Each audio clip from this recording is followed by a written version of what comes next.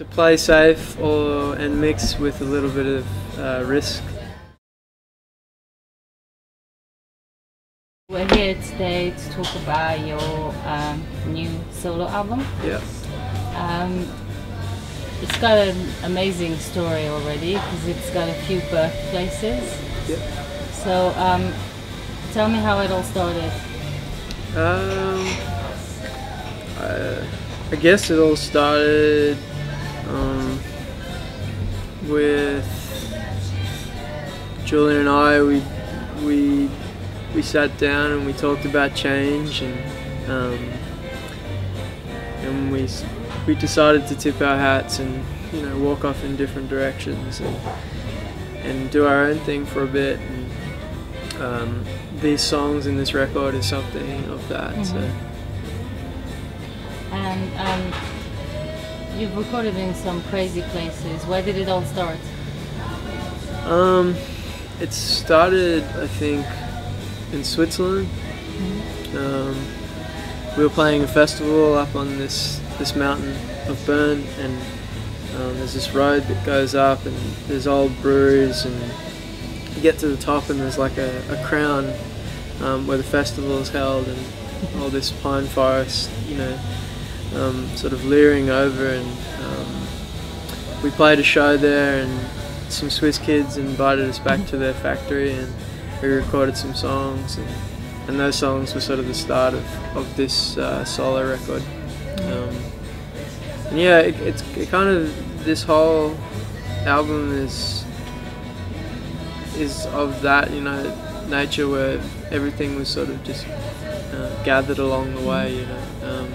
There's never really a set blueprint for this is going to be recorded here and now, and this song's for this recording session. It was it's always sort of been like that in a way. Did you find that you did anything differently on your own? I don't know. I think sometimes I think about it. I think like what's different about this, and I don't know. It's always written the songs separately from Julia, and she's done the same, and the recording process has been somewhat similar as well. Yeah. In a way, I've been getting more so into directing film clips, and the storyboards for that, and I think when it's just me now, it's a little bit more hands-on with that, which is fun. It's kind of, you get to tell more of a story through the visuals. Yeah, because I think you produced both of the first single videos, haven't you? Yeah, well, yeah, I was part of it, and also with the other directors that were in on it as well. Broken Brights is the first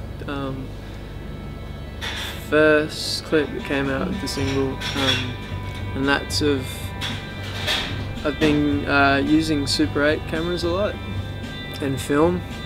I love the magic of film. You never know if it's going to turn out. And there's something, I don't know, there's something really cool about that, because it's the unknown, and you don't know if the old camera is going to barely click over.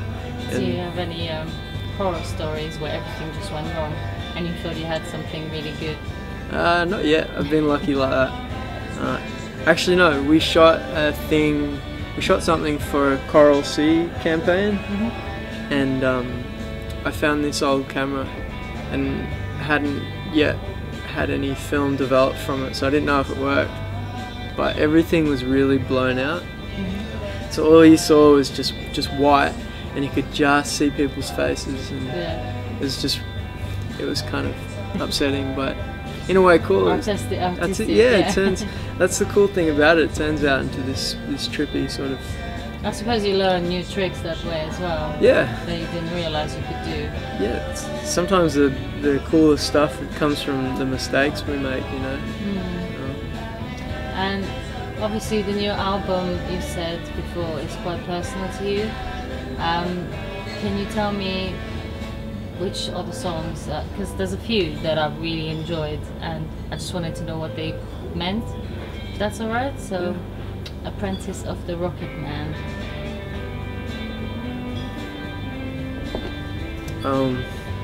Apprentice of the Rocket Man. I woke up and walked out into the lounge room, and everyone was sitting around the table and eating breakfast and talking about their dreams, you know, from the night before.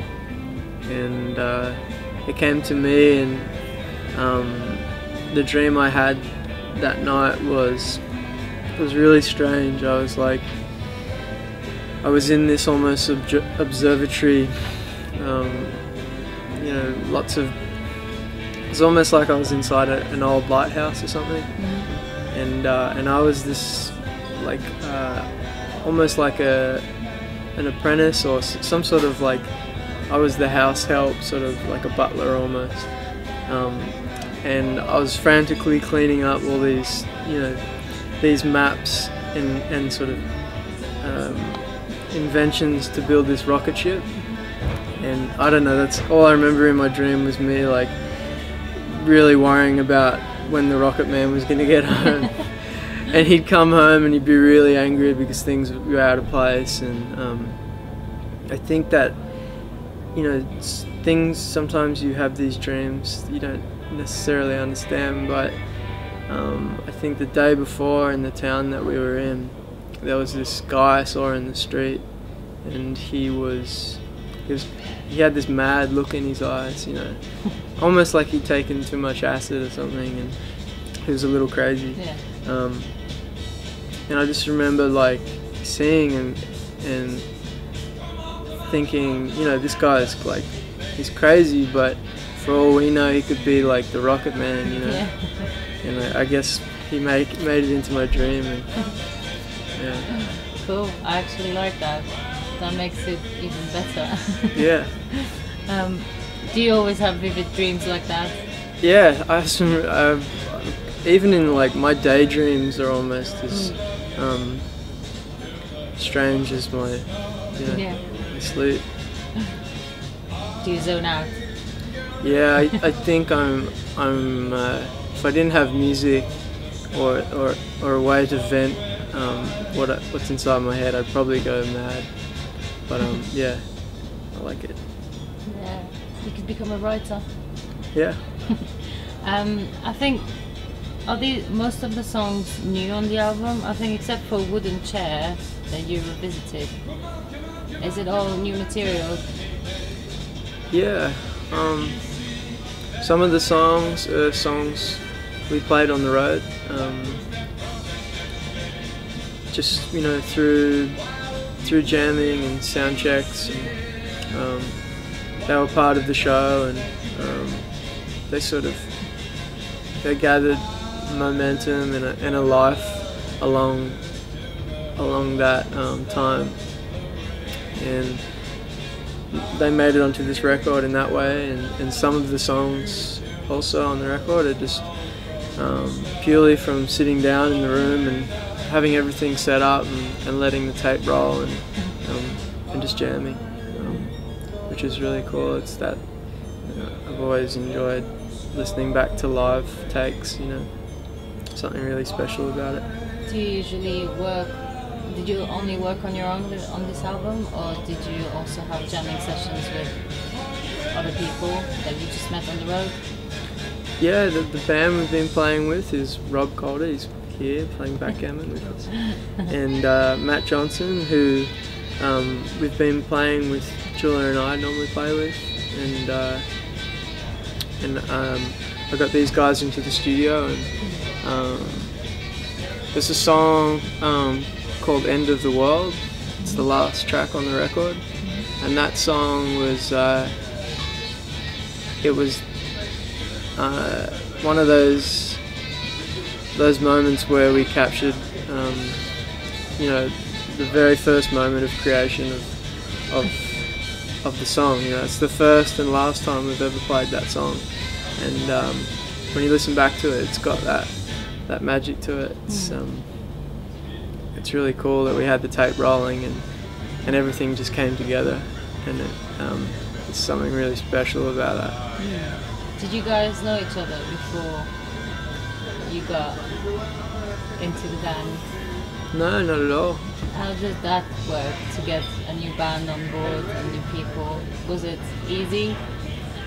Yeah, you know, like, these guys are a bit of hard work, you know, but Playing hard to get. yeah. But no, it's cool. Like today we did a radio show, and we do this. We've been doing this quite a bit on this sort of leg of radio and press, where we call people up, friends that know guys that drum and play guitar, and they literally come in on the morning. We jam for like, I don't know, 20 minutes, and then we play a show. And sometimes you can do it like that. Sometimes it doesn't work like that at all. But yeah, do a bit of all. And you've been in London for a few days now.